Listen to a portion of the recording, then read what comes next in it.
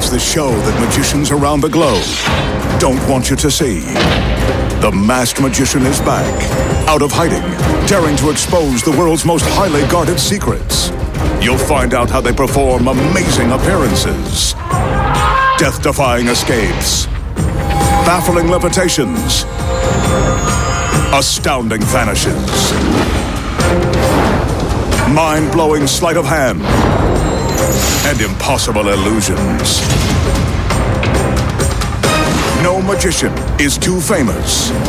No trick too big. No secret too sacred. The magician's code will be forever broken on magic's biggest secrets finally revealed.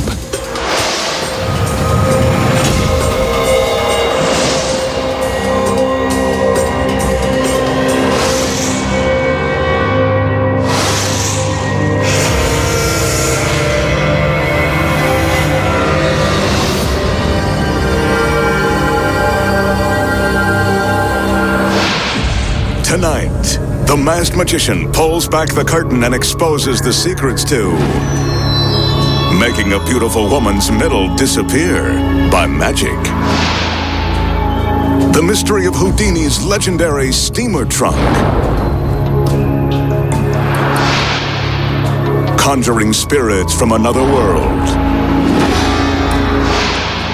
Plus escaping a life-threatening encounter with the blades of death. And much more, right now, on Magic's biggest secrets finally revealed. First up tonight, the magician has a mysterious illusion using the old steamer trunk of the late, great Harry Houdini. He'll also use this empty wooden frame.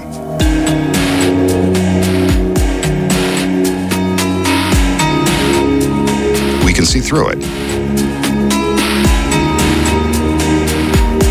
And we can see that it's hinged along one side to form a sturdy support.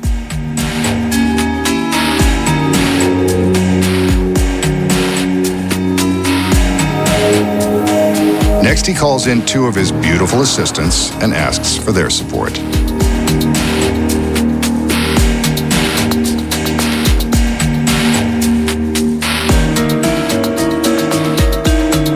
They pick up a heavy wooden triangle that fits securely on the frame. Once it's in place, the triangle and frame form a low table. Thanks for the heavy lifting, girls. Your work here is done. For now. Now for Houdini's trunk.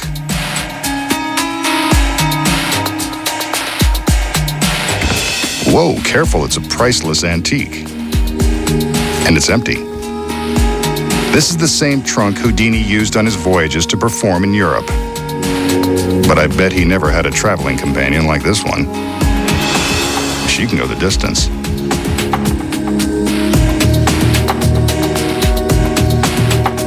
The magician asks her to step into the trunk. Remarkably, she does. I wish he'd tell us that secret. Next, he closes the lid. Then pulls the trunk to the side.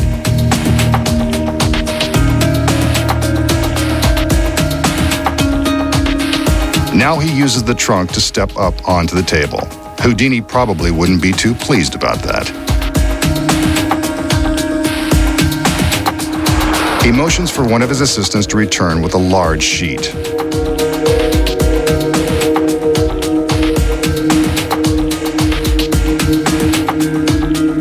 The magician opens the sheet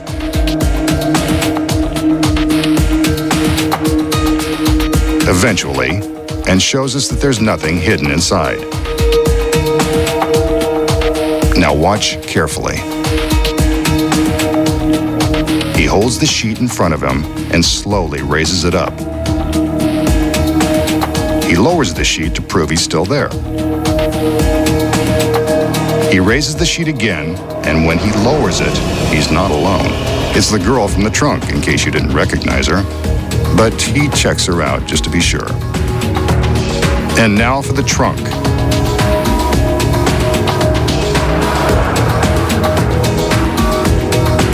One of the other assistants returns and opens it. Presto, another girl. An incredible illusion, and now this guy's got a full house.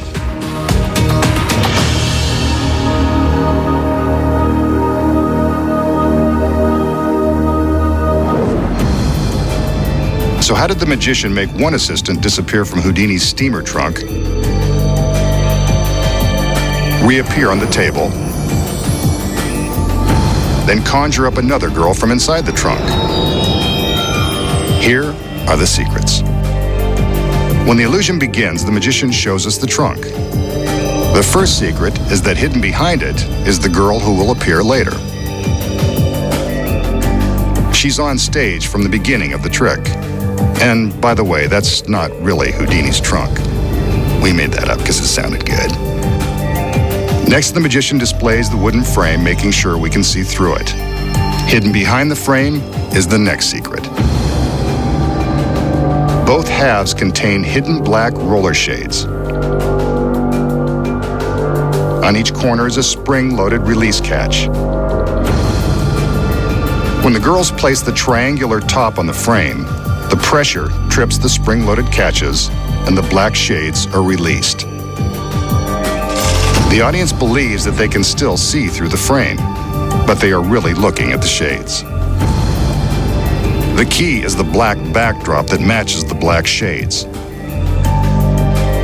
As the girls are distracting us with their exit, the concealed assistant slides from behind the trunk into the table. From behind, we can see how the trunk and table hide her from the audience as she sneaks inside. Now that she's no longer in the trunk, the magician is free to tip it over and show that it's empty. He tips it upright and invites his next assistant to join him. At this point, the girl on the table sneaks back out and carefully climbs into the trunk.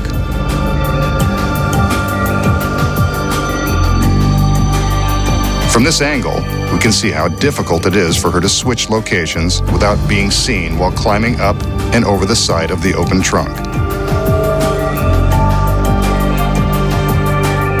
Next, the magician invites his new assistant to climb into the trunk. There's a secret here, too. She merely lifts her legs high, creating the illusion that she is climbing in, while really stepping behind the trunk and sinking to the floor. From behind, we can see how convincingly she mimes stepping inside the trunk. Now it's her turn to slide into the table. Yes. The magician slides the trunk away with the concealed girl inside. Next, the magician appears to teleport his assistant from the trunk to the table. He raises the sheet, and there she is. But how did she get there? She waits for the magician to raise the sheet the first time and climbs up onto the table and through his legs.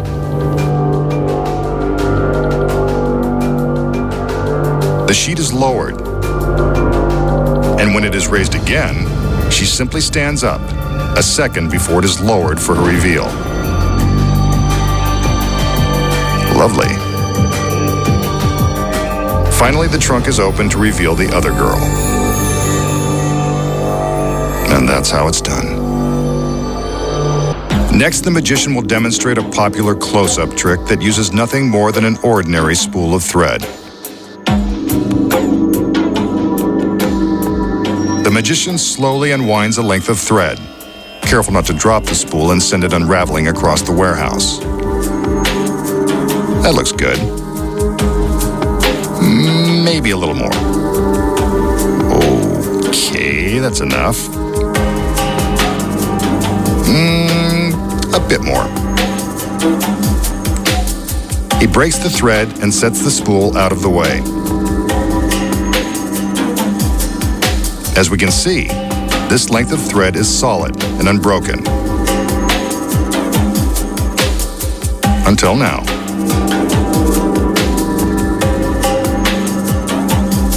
He breaks the thread into several short pieces.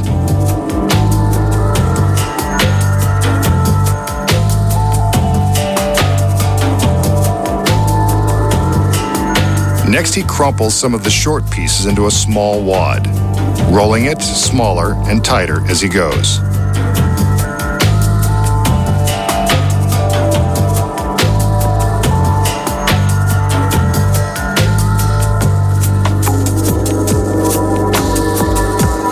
Happy with his little wad, he takes it and attaches it to the remaining short piece.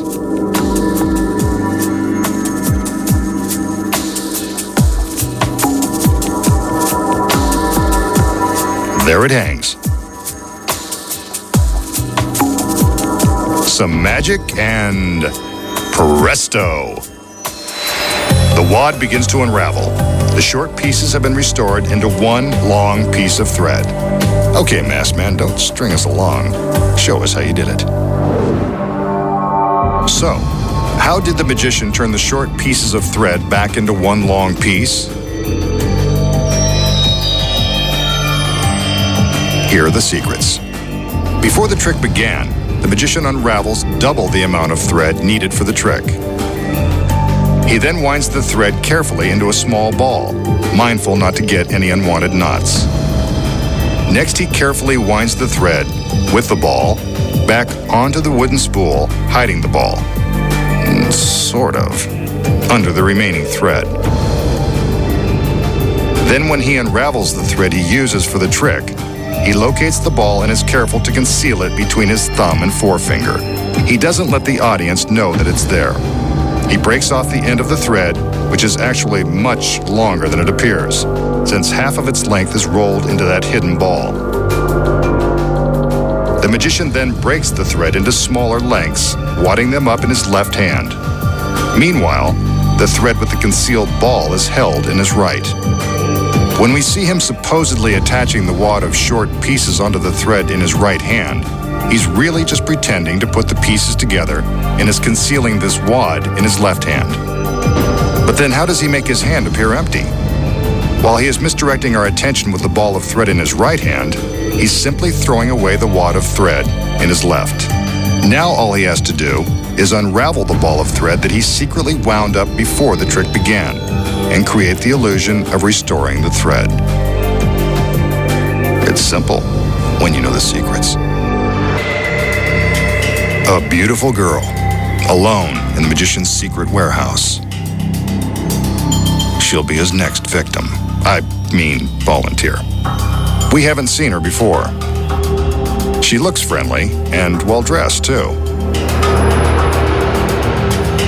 The magician calls in his assistants. They're always friendly, if sometimes underdressed. They each take the end of a sheet and, on his command, raise the sheet in front of the girl.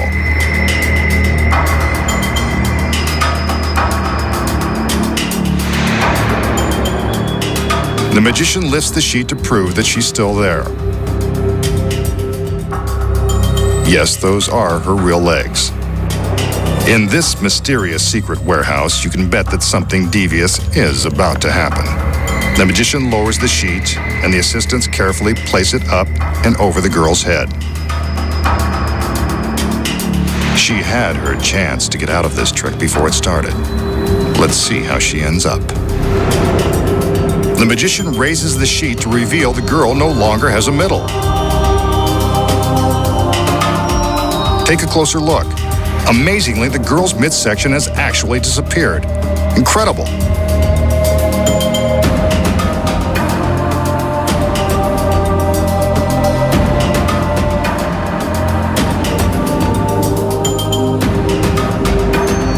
And she's still smiling. Well, that's one way to lose a few inches around the middle.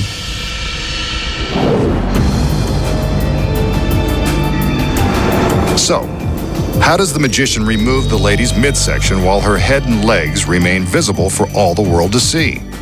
Here are the secrets. When the illusion begins, the magician meets the overdressed girl who is standing in one spot. The fact that she's wearing this curious costume and that she never moves is a clue that something is up. The first secret is hidden in the long skirt, this sturdy wire frame which holds the skirt in place. When the sheet is lifted in front of the girl, she just sneaks out of the back and sinks down behind it. With the skirt removed from the frame, we can see her sit down.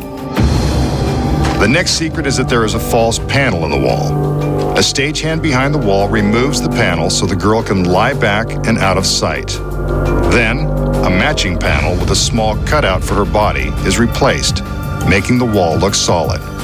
This allows her legs to be in view of the audience, while her body has vanished. But what about her head and the rest of her upper body? The secret here is that the magician has employed identical twins. Before the trick begins, the second girl is positioned behind the wall on this rolling platform. The cinder blocks on the back of the platform are critical to keep it from tipping over. While the first girl is busy reclining into the fake wall, a second false panel is removed, allowing her identical twin sister to be rolled out into place. This is the girl who gets the sheet draped over her head. The cinder blocks are crucial to ensure that the platform's center of gravity remains behind the wall, allowing the girl to safely ride out beyond the wall without tipping over, ruining the trick, her sister, and herself. Another false panel with a cutout conceals the larger hole in the wall. You might have noticed the girl's unusual posture. This is because she's got to lift her head and upper body at an awkward angle to make it look like she's standing. The magician carefully arranges the sheet over her head and shoulders in an attempt to hide the uncomfortable position. The bulky costume hangs down to hide the underside of the rolling platform. The audience believes they are seeing one girl with no middle, but you know the secrets. Before the magician begins his next trick, we should remind you that he is a professional and that it's never a good idea to play with fire. He'll use the flame from this ordinary candle. Watch the flame. The magician transfers it from the candle to his thumb.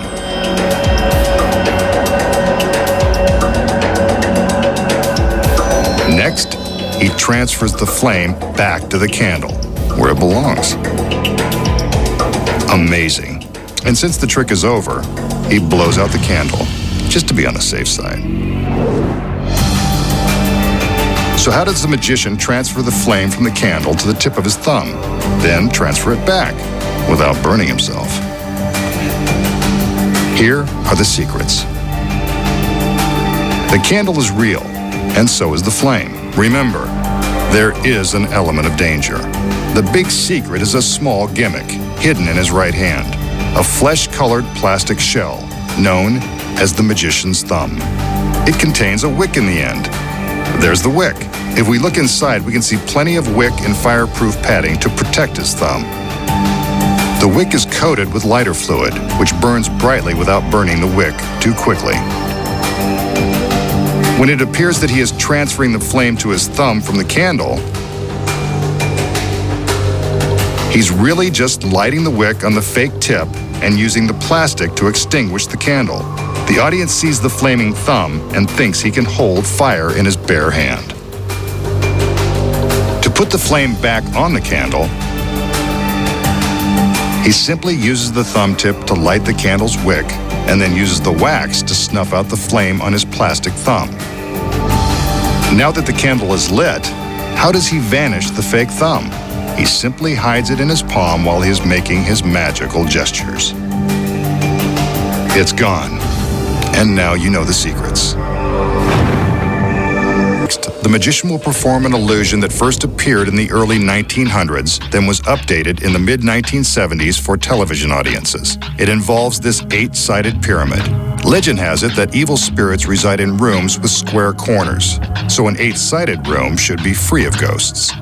We'll see. The magician examines the 8-sided pyramid. There's nothing unusual about it, except that it's an 8-sided pyramid in the middle of an empty warehouse.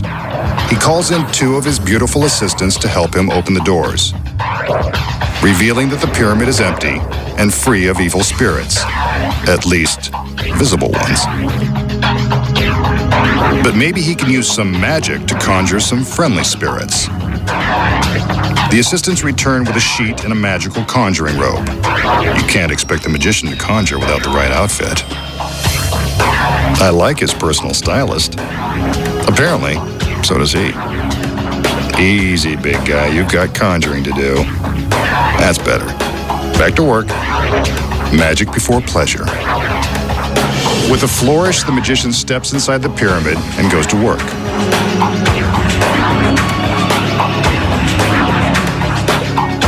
He takes the sheet from his assistant and holds it over the opening. If he can catch a spirit trying to escape from the 8-sided contraption, this is the best place to do it. He gets ready, then raises the sheet. And what's this? He's got a little movement beneath the sheet. Good for him. Looks like he's got a live one.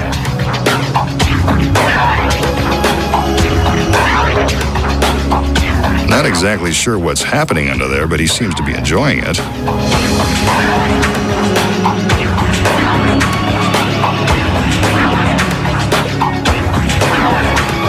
Let's see if he can catch another one. After all, there's another girl standing by with another sheet, which means she wants to see some action too. The magician is happy to oblige, taking the sheet and spreading it out in front of the doorway. He raises it up, hoping he's got some magic left. You can do it. And he does. More jumping under the sheet. This one is even livelier than the first. Twice in one night. Really good for him. But I don't think he's done. After all, the other girl is back with another sheet. The magician steps back into the pyramid, ready to make the magic happen all over again. He gets ready, summoning all of his powers to see if he can make this girl happy, as he takes the sheet from her and spreads it out. He concentrates hard and raises the sheet, giving it a couple of jiggles to get things going. And what do you know? He's managed to find some life for the third straight time. And this one is even bigger than the other two.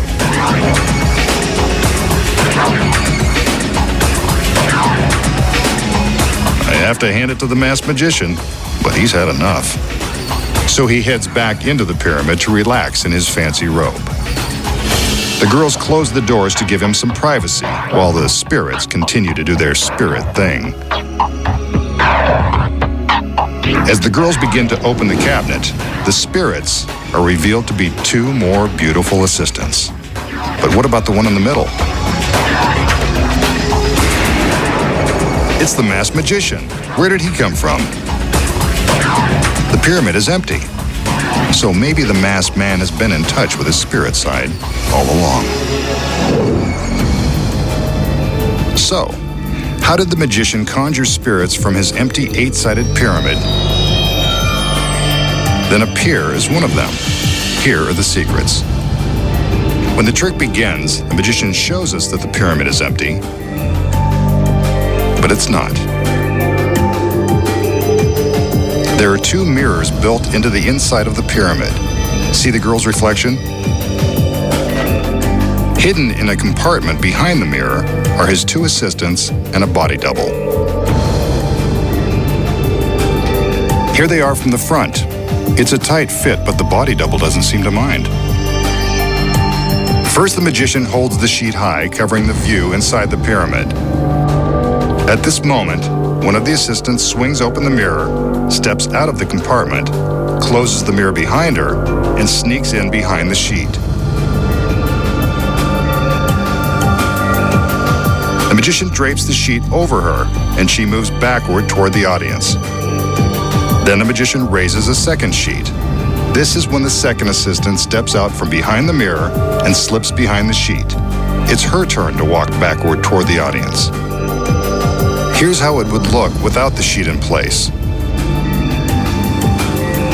With the sheet, it appears that the magician has conjured another spirit. And if you were wondering why the magician was wearing a magic robe, here's another secret.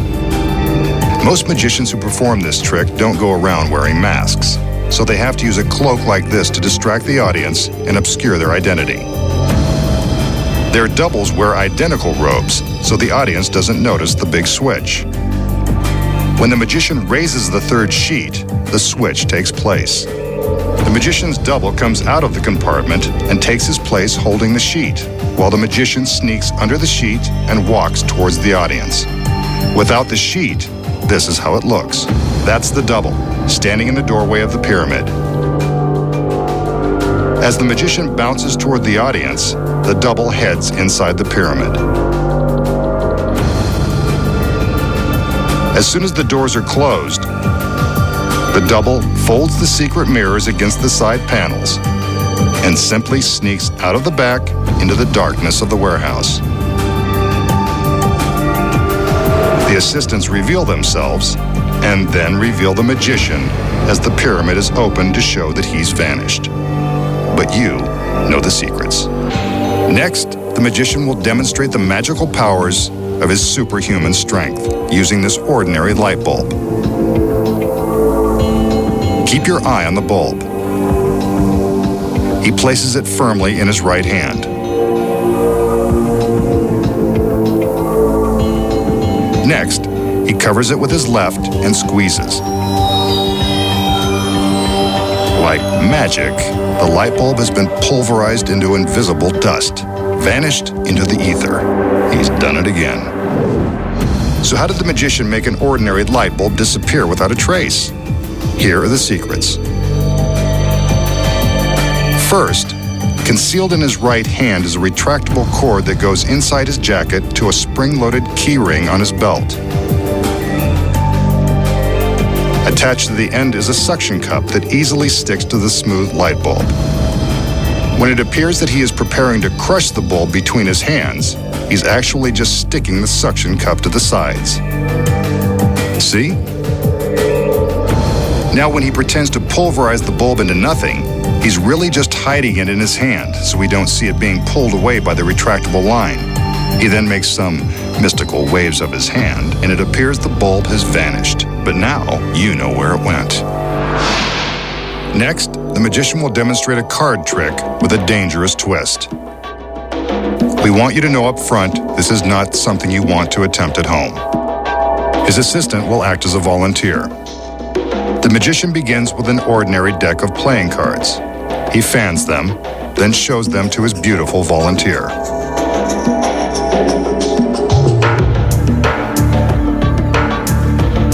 Next, he invites her to pick a card at random and write a name across the face.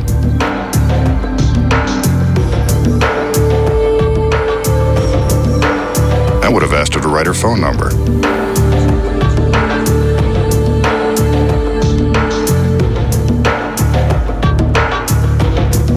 Wow, nice penmanship.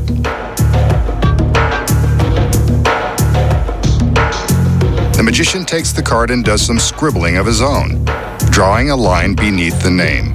He shows it to the girl,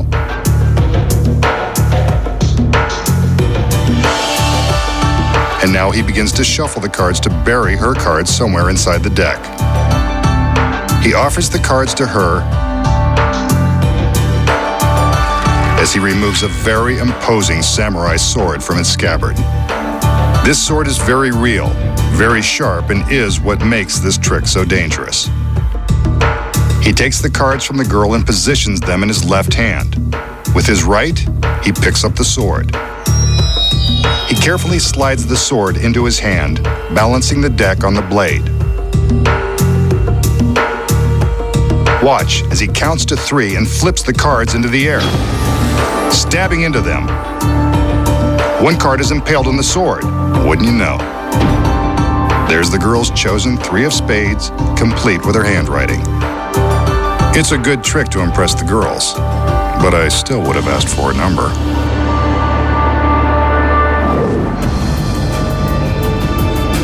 How did the magician find the chosen card with the razor-sharp blade of his samurai sword? Here are the secrets.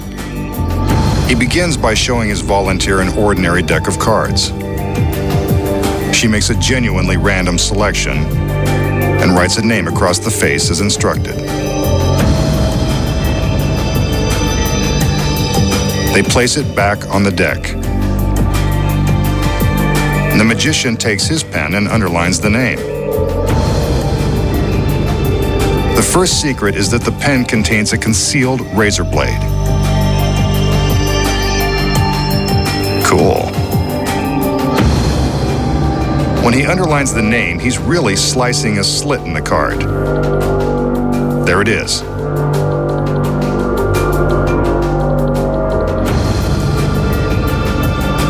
Next, when he shuffles the cards, he's really using a phony shuffle that allows the chosen card to remain undisturbed on the bottom of the deck. See? There's her card. In slow motion, we can see how he's only shuffling the top cards, leaving the bottom card untouched. Next, he balances the deck on the blade of the sword. What he's really doing is sliding the sword through the slit he cut with the razor pen.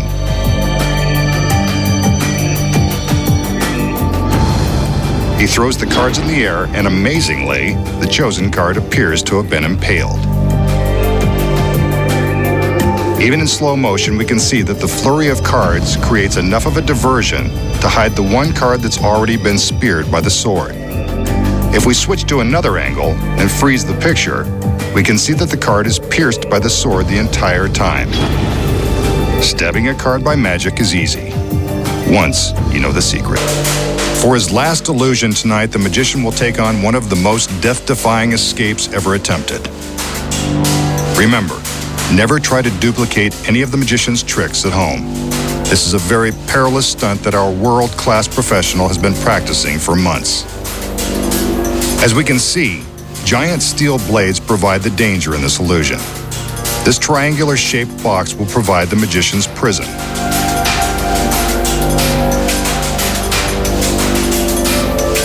The razor-sharp blades are held at the ends of the steel rails by a rope.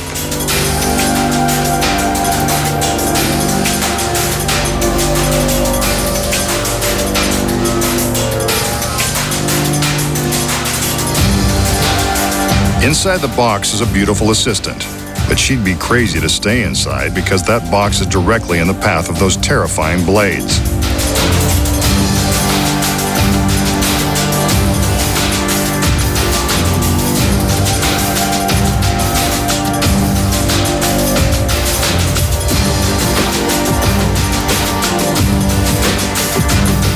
The magician releases a safety cable on one of the blades. Now things are getting dangerous.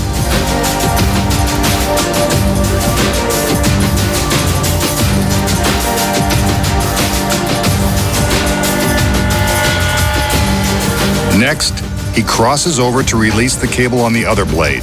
Now a single rope is holding the blades in place.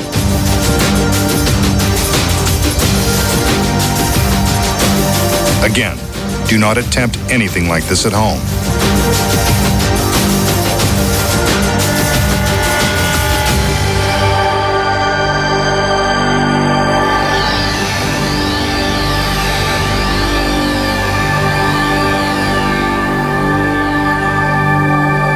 The magician climbs into the box and the door is closed.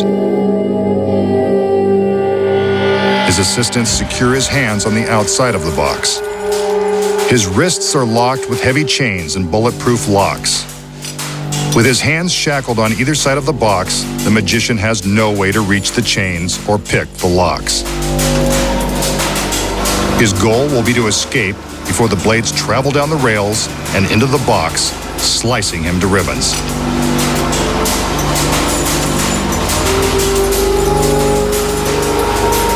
The blades begin to rotate.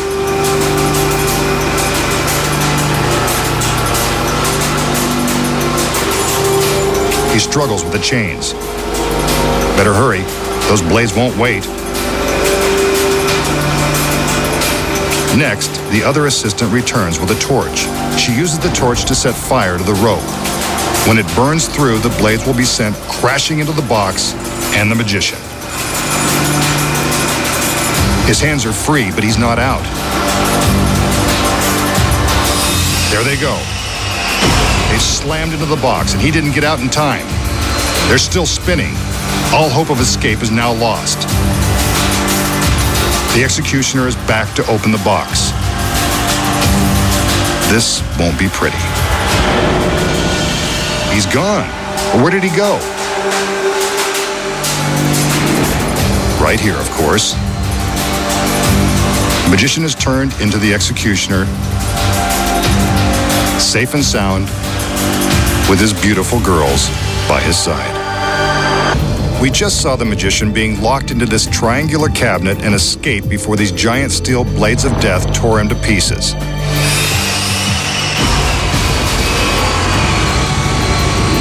How did he do it? Here are the secrets. At the start of the illusion, the magician reveals an assistant inside the triangular box. This is to show that there isn't much room inside the box.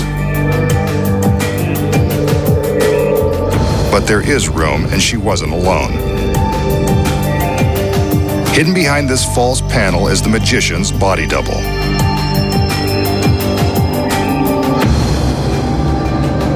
He's in place before the magician ever steps inside.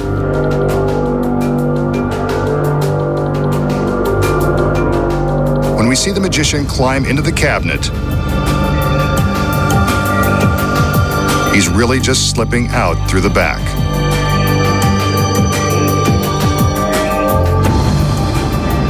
From behind, we can see him sneak out, leaving his double inside. The double then slides back to replace the magician, and it's his hand we see being shackled and chained. Next, the double flips a switch to activate the blades. Then his other hand is locked in place, and the audience thinks the magician is secured in the cabinet and struggling to escape. Meanwhile, the magician is being wheeled off stage inside the staircase the assistants use to reach the top of the box. With the spinning blades and flaming torches, the audience doesn't even notice that the girls are taking the staircase off stage. Next, the executioner enters to light the rope and add some danger. Off stage, the magician is slipping into an identical executioner's robe. Now, while the rope is burning, we see the double slip out of the manacles. But how? He simply slides his hands out of the chains and into the box because the chains have been rigged. The metal frame that holds the chains contains a spring-loaded pulley, which allows him to slide the chains out, releasing enough slack to slip his hands through. The audience thinks they see the flames burn through the rope, sending the blades into the box. But inside, it's really the double pulling a ripcord and releasing the blades. The burning rope is just for dramatic effect. But how does the double escape being sliced to shreds by the blades? With the front of the box open, we can see that the blades are carefully positioned to enter the front half of the box.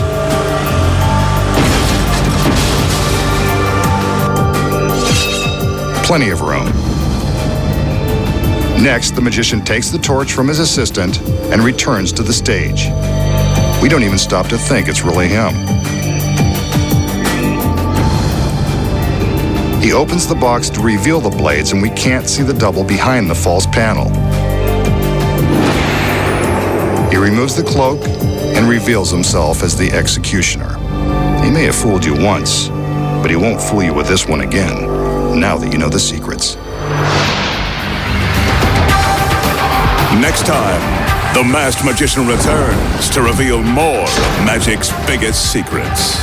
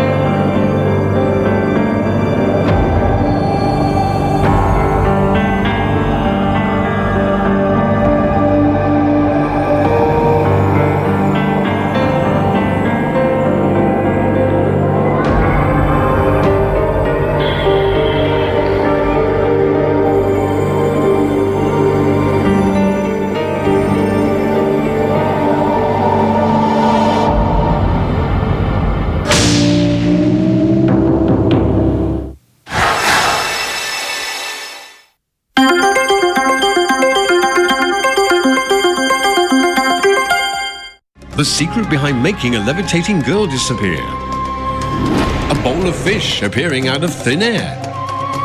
As well as surviving underwater for more than 18 minutes. Pizza Box presents the all-new Breaking the Magician's Code. Next Sunday night on Pearl.